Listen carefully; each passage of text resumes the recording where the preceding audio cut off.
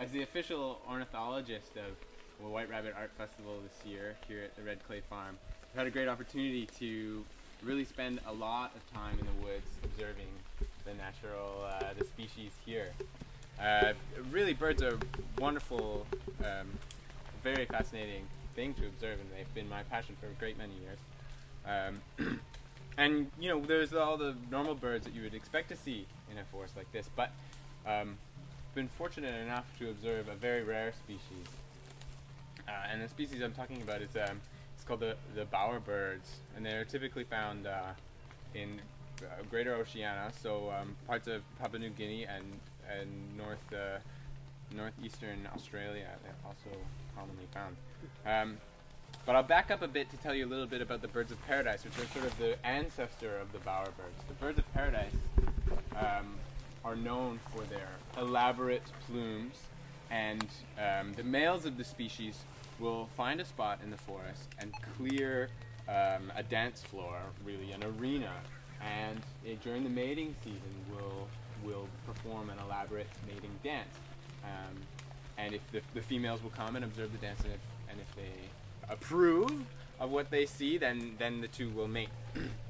And a female of the birds of paradise, of which there are 40 or 50 different kinds of birds of paradise, the females may see upwards of 2 dozen, 3 dozen performances in a day before they select a mate.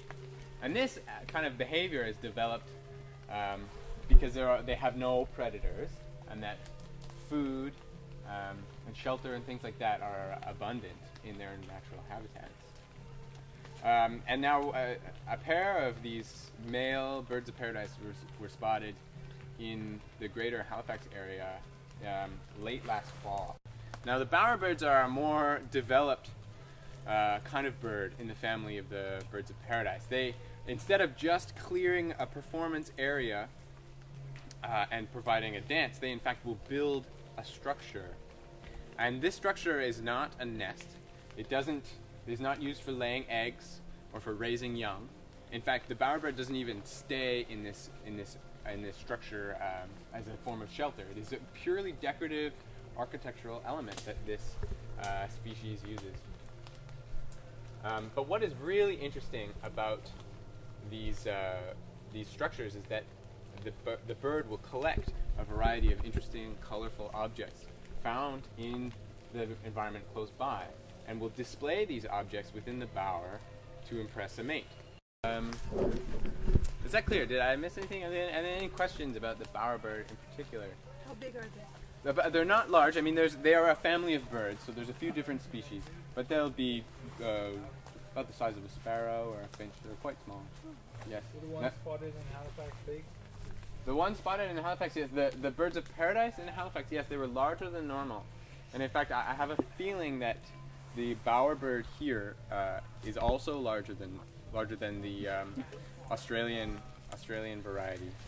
Now, as to whether this particular bird is a new species of bowerbird or if it is migrated from Papua New Guinea or northern Australia, it's hard to say at this point, but we'll have to wait and find out. Yes?